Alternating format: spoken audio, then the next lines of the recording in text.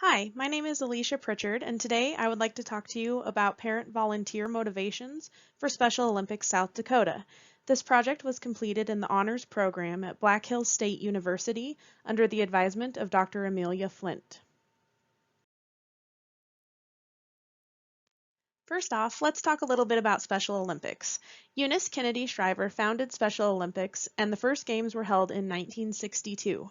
Since then, Special Olympics has become the largest sports organization for people with intellectual disabilities in the world, and it currently serves over 5.7 million athletes with help from 1.1 million coaches and volunteers worldwide. On average, there are 291 competitions per day around the world, which means that many people are involved daily in Special Olympics in some way or another. Involvement in Special Olympics comes in many forms, as there are many different ways to volunteer. A few examples are athlete registration, handing out medals and ribbons to athletes, timing events, refereeing, driving athletes, and coaching. Coaching is the most popular way to volunteer, with coaches making up almost half of the volunteer base for Special Olympics. Sipperstein and colleagues found that in the United States, 44% of Special Olympics coaches have a family member with an intellectual disability, and 39% have a family member that has participated as an athlete. This suggests that many volunteer coaches for Special Olympics may be motivated to volunteer because of their family involvement.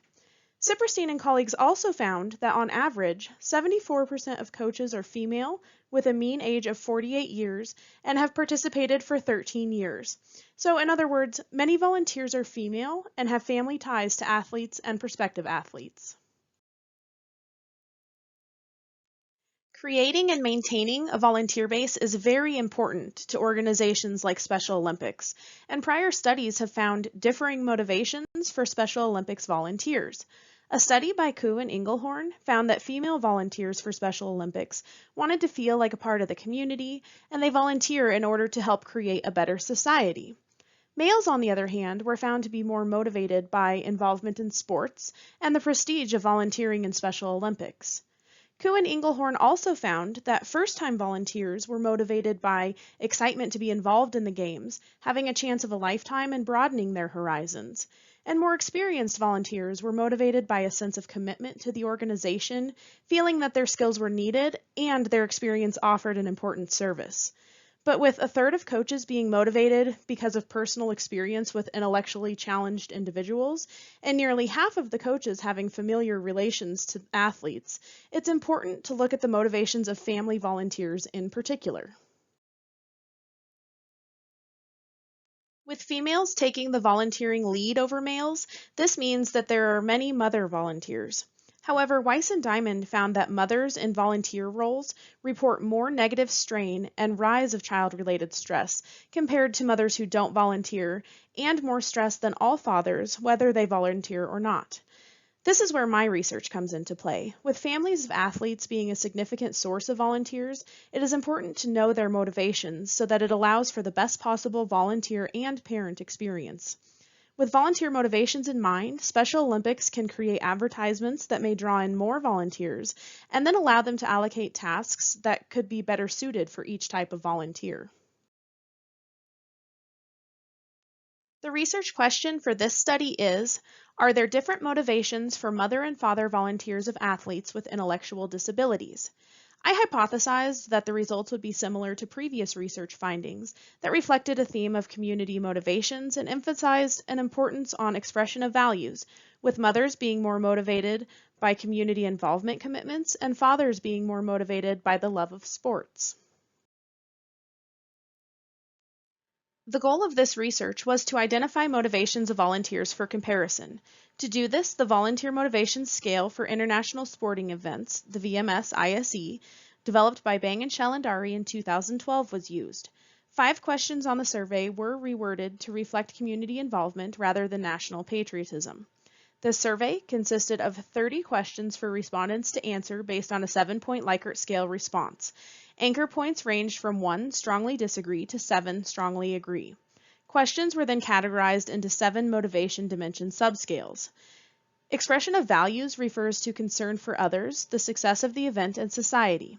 Community involvement refers to helping the event and being a part of the local community. Interpersonal contacts refers to meeting and interacting with people and forming friendships. Career orientation refers to career development, such as gaining new experience and career contacts. Personal growth refers to gaining new perspectives as well as feeling important and needed. Extrinsic rewards refers to tangible rewards, such as free uniforms, food, and admission. And the love of sport refers to loving sport and any event related to sport. 2 open-ended questions were included at the end of the survey. These questions asked participants to 1. Share a story of a time they volunteered and why it was meaningful to them, and 2. Asked what they liked about volunteering. This survey of quantitative and qualitative measures was approved by the Black Hills State University IRB, approval number H2008. So it was time to begin data collection. Communication with Special Olympics South Dakota revealed that in 2019, there were 4,000 unique volunteers, of which 475 identified as family of an athlete. This is a great volunteer base to work with. So in the first recruitment, paper surveys were dispensed and collected at the Black Hills Area Special Olympics Basketball Tournament held on February 21, 2020 at the South Dakota School of Mines and Technology in Rapid City, South Dakota.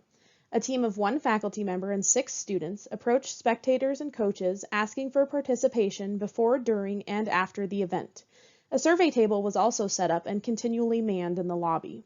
Participants were only required to be 18 years of age or older and volunteer as coaches, event helpers, drivers, or in any other capacity helping Special Olympics athletes and/or events.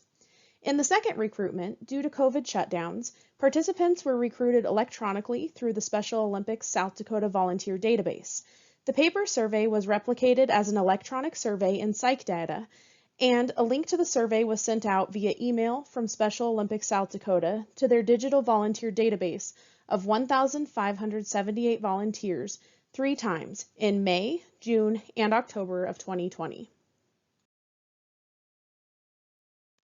165 completed surveys were received. Respondents had an age range of 18 to 79 years old with a mean age of 45.79 years and standard deviation of 16.18.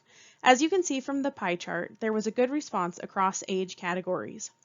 Ethnicity of respondents was largely Caucasian, representing 94.5%, with a few responses from Native Americans, Hispanics, some that preferred not to say, and a few multiracial participants. 2/3 of the respondents were female, and 1/3 were male, and then there was 1 that preferred not to say. Results, therefore, weighed heavily on Caucasian females. Statistical analyses for quantitative responses were analyzed using SPSS software. Welch's independent t-test was used because it assumes unequal sample sizes between comparison groups to compare means between mothers and fathers on each of the VMS motivational dimension subscales. This test was also used to analyze differences between males and females in general. The one-way ANOVA test was used to analyze differences between age-categorized responses. So let's start with the quantitative analysis for parents. Welch's independent t-test showed a significant difference in scores for females and males in community involvement condition. There was also a significant difference in scores for females and males in the interpersonal contacts condition. So this partially supports the hypothesis. There is in fact a difference between mothers and fathers in community involvement condition, such that mothers are significantly more motivated by being part of the local community than fathers. It was also discovered that mothers are significantly more motivated by meeting and interacting with people and forming friendships than fathers. There was no significant difference, however, found between mothers and fathers in motivation for volunteering for the love of sport or any other conditions. Now, in looking at some other analyses not specific to parents, Welch's independent samples t-test was used to compare gender to VMS-ISE motivational dimension subscales. There was statistical significance found between male and female volunteer motivations on the personal growth subscale. This means that males and females differ in volunteer motivations regarding personal growth. Then, a one-way ANOVA between subjects was conducted to compare the effect of age on the VMS-ISE motivational dimension subscales.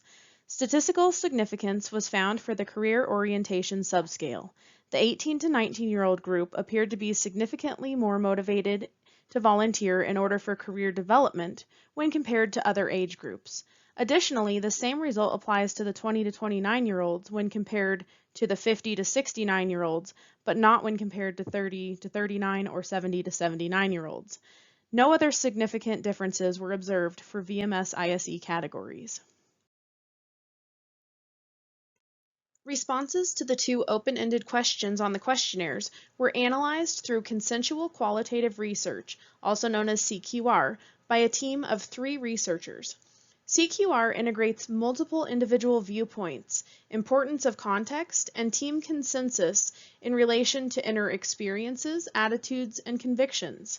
This group of researchers independently assigned themes discovered from these open-ended questions, and then they came together to discuss and agree upon themes which were collectively operationally defined.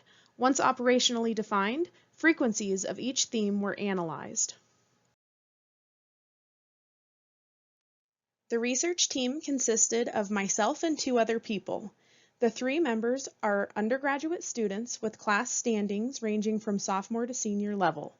All 3 members were women between the ages of 20 to 34 years old. Instructions were emailed to the research team with directions for individual analysis. Each member was sent all 165 responses typed into a document. Members were then tasked with reading through all responses and assigning themes to each response.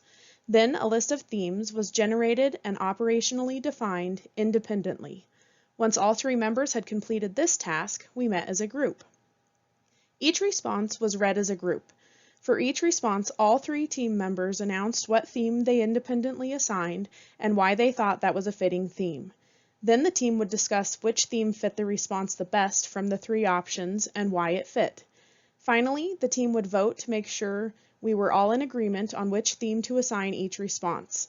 During this process, themes were listed and operationally defined through group consensus to ensure that consistency in terminology and definition was maintained.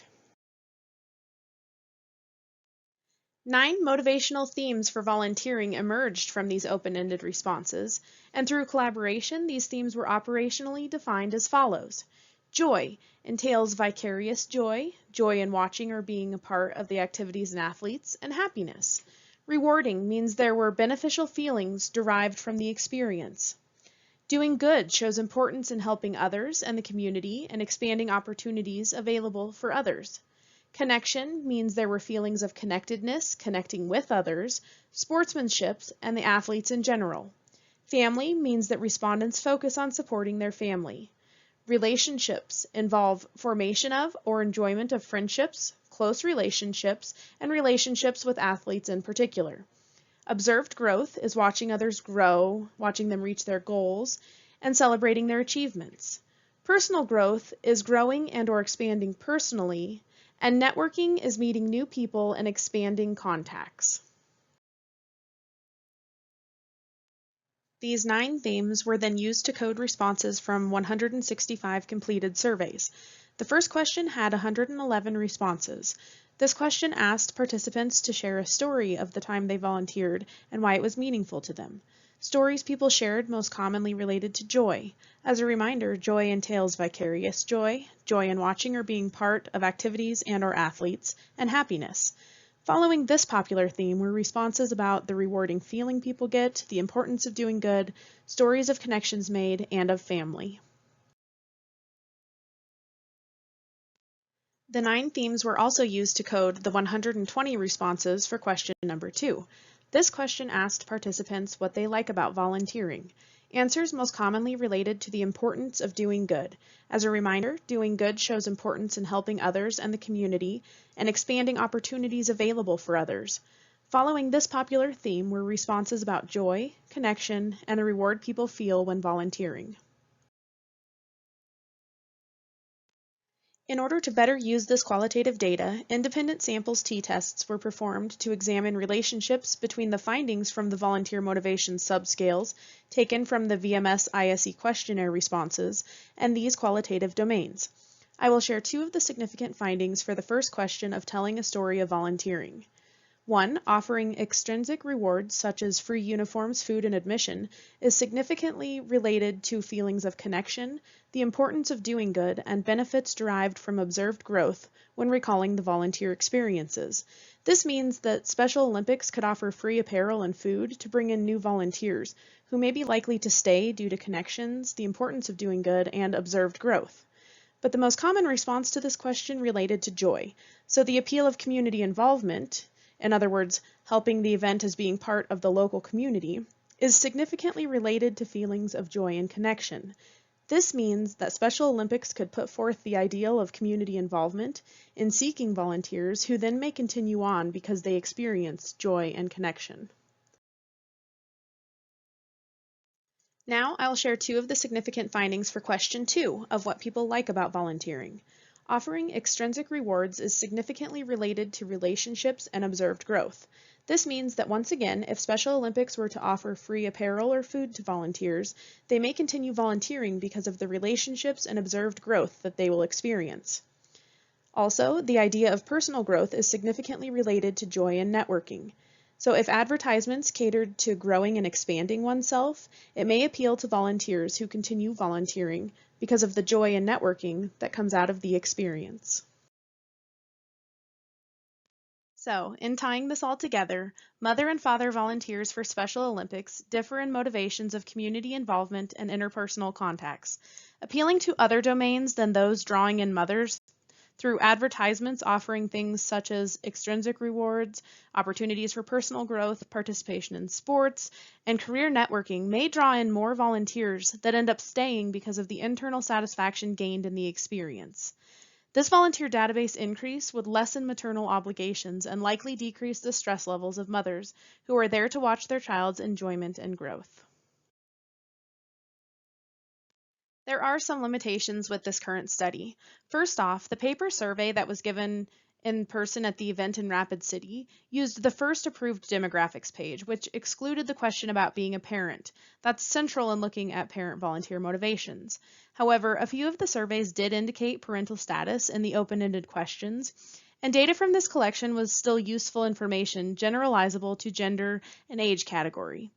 Another limitation is that most of the survey respondents were white females, so although conclusions were drawn, they were generalized from a disproportionate response pool. But that being said, this demographic appears to be representative of the volunteer database for Special Olympics South Dakota. Another limitation to this study includes that the data was only collected within one state in the Midwest region. In order for this study to apply to other Midwestern states or to national or international volunteers, further data should be collected. In doing so, cultural differences could be examined regarding what motivates volunteers to start volunteering and to remain volunteers. It is my hope that Special Olympics South Dakota can utilize these findings to drive further volunteer recruitment. Then Special Olympics could use the data to assign volunteer roles that would be even more fulfilling for their volunteers based on demographics. I would like to thank Dr. Flint for her support and guidance throughout this research project. I would like to thank Special Olympics South Dakota for their assistance and resources. I would like to thank the Honors Program at Black Hills State University for the chance to present this information. And I would like to thank you for listening. If you have any questions or comments, please email me at alicia.pritchard@yellowjackets.bhsu.edu. Thanks.